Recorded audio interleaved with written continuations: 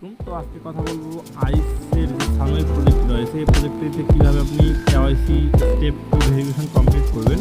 তো কমপ্লিট করার জন্য আপনাকে SW টোকেনে চেপে ধরতে হবে। এরপর এরকম একটা অপশন আসবে, এখানে একটা ক্লিক করে দেবেন SW-তে। এরপর আপনাকে এখানে একটা টিক মার্ক দিতে বলবে, একটা টিক মার্ক দিয়ে দেবেন। টিক মার্ক দেওয়ার পর এখানে কন্টিনিউ একটা ক্লিক করে দিবেন। কন্টিনিউ ক্লিক করার পর এখানে কন্টিনিউ আবারও কন্টিনিউ করে দিবেন। এরপর এখানে সিলেক্ট করতে হবে বাংলাদেশ এখানে লিখবেন।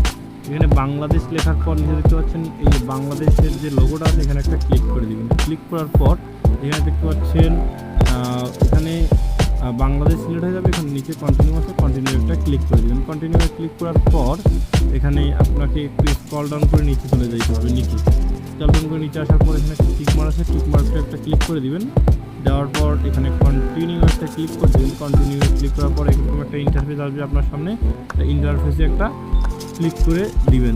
দেওয়ার পর এরকম অ্যালাউস হবে, অ্যালাউ অ্যাক্সেস করে দিবেন।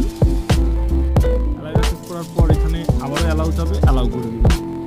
এরপর এরকম একটা লোড নেবে। লোড নেওয়ার পর এখানে আপনার যে ক্যামেরাটা সেটা এখানে ওপেন হয়ে যাবে। তো এখানে ক্যামেরাটা এখানে আসার পর এখানে লেখা একটা দেখাবে যে প্রসেসিং ইন প্রোগ্রাম